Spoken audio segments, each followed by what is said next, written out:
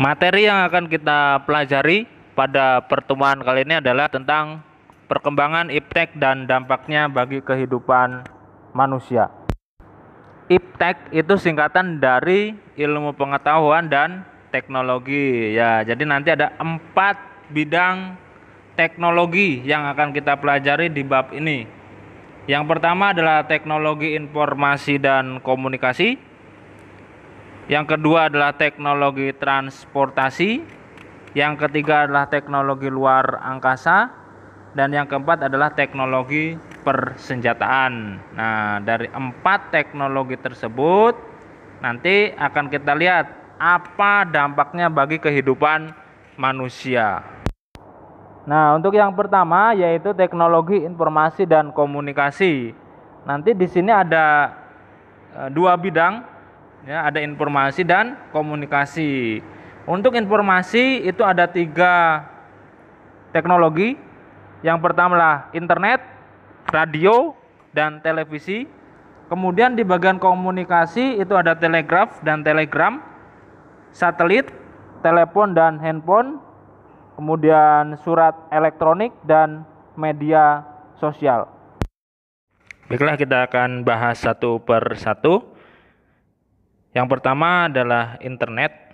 Anak-anak zaman sekarang, siapa sih yang tidak kenal dengan internet? Ya. Dengan internet mempermudah aktivitas kita.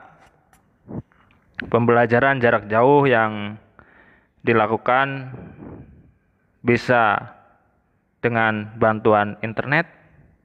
Ya. Alat komunikasi bisa dibantu oleh internet juga, ya. Pesan transportasi bisa melalui internet. Pesan makanan bisa melalui internet. Ya, berbagai macam manfaat internet yang kita rasakan pada saat ini. Ya, itu tidak lain dan tidak bukan adalah akibat dari perkembangan dari ilmu pengetahuan dan teknologi, khususnya teknologi informasi dan komunikasi. Kemudian yang kedua adalah radio. Ya, dengan radio kita bisa mendengar berita, mendengar informasi dari jarak jauh, ya, melalui suara. Bahkan penyebaran berita proklamasi pun 17 Agustus 1945 itu juga melalui radio. Zaman sekarang berbagai macam stasiun radio banyak bermunculan, baik itu di kota maupun di desa. Ya, jadi radio ini sudah tidak asing lagi bagi kita semua. Kemudian selanjutnya adalah televisi. Kalau radio tadi hanya bisa mendengarkan informasi hanya melalui suara, tapi kalau televisi bisa melihat gambar dan suara. Jadi teknologinya adalah audio visual. Dengan televisi bisa melihat berita, informasi, bisa untuk jadi hiburan, ya. Dan televisi ini hampir setiap rumah sekarang punya televisi. Berbagai macam stasiun televisi sudah bermunculan, ya, baik itu yang punya pemerintah maupun swasta. Tinggal pilih saja, yaitu tentang televisi. Kemudian yang selanjutnya adalah bagian komunikasi. Itu ada telegraf, satelit, telepon dan handphone, kemudian surat elektronik dan media sosial. Ya, saya akan bahas yang utama dulu, yaitu telegraf yang pertama, ya. Telegraf itulah pesan melalui tulisan yang dikirim dari jarak jauh, ya, telegraf. Kemudian satelit. Satelit ini dengan perkembangan yang semakin canggih itu bisa menyalurkan internet, bisa digunakan untuk radio dan televisi. Tanpa satelit tidak akan mungkin ada internet, radio, dan televisi itu bisa digunakan dengan maksimal. Oke, lanjut. Kemudian telepon dan handphone. Ya, semua orang sudah punya handphone, baik handphone yang canggih ya, bisa digunakan untuk berbagai macam akses, HP-HP HP-HP pintar, HP-HP canggih itu bisa digunakan untuk mengakses internet, bisa untuk mengakses radio, bisa digunakan untuk kegiatan-kegiatan lainnya yang ya harapannya sifatnya adalah positif. Kemudian surat elektronik ini banyak sekali ya, surat-surat elektronik itu bisa digunakan oleh kita semua itu untuk ngirim surat dengan jarak jauh tanpa harus melalui ke kantor pengiriman surat. Ya, oke lanjut. Kemudian media sosial ini zaman sekarang media sosial berbagai macam bentuknya.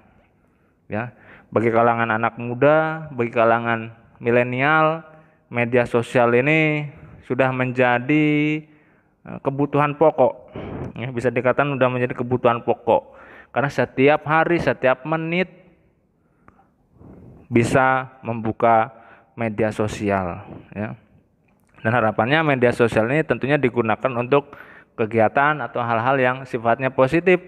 Ya, bisa untuk komunikasi, bisa untuk berpromosi bagi para pedagang. Ya, itu media sosial. Ya, dengan media sosial kita bisa menambah jaringan pertemanan kita, bisa menambah jaringan kekeluargaan dan lain sebagainya. Oke, itu ya media sosial. Jadi sudah ada dua bidang, informasi dan komunikasi.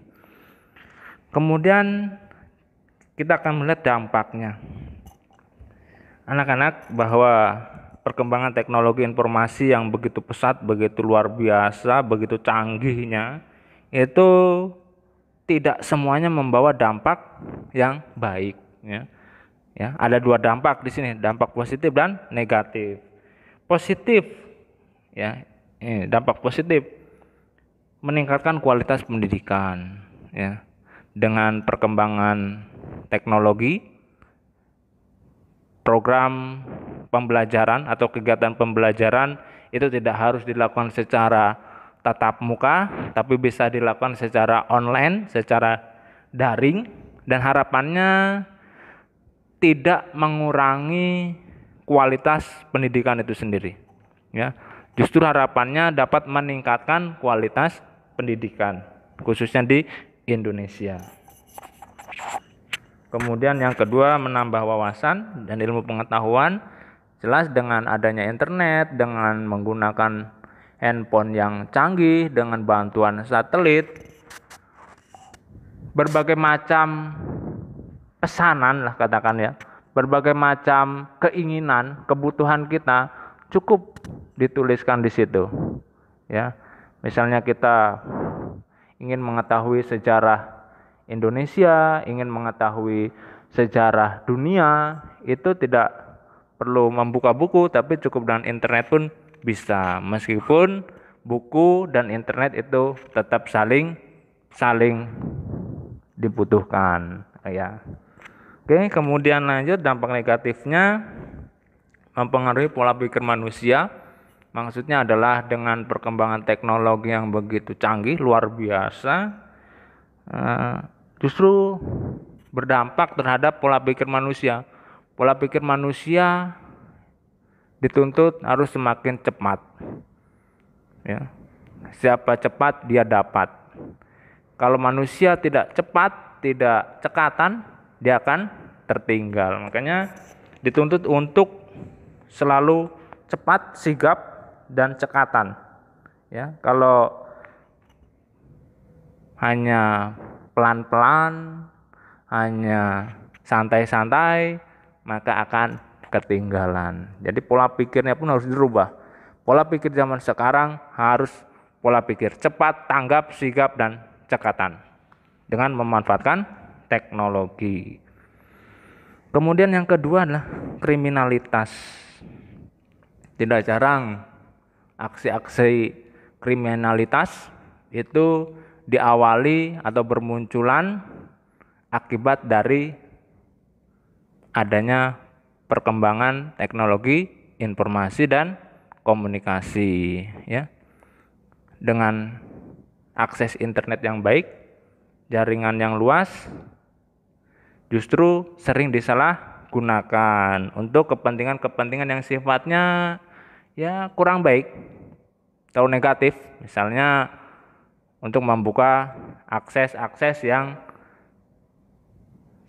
bersifat kekerasan, konten-konten asusila, ya, konten-konten pornografi. Nah, itu sifatnya tidak baik. Nah, itu salah satu dampak negatifnya, ya.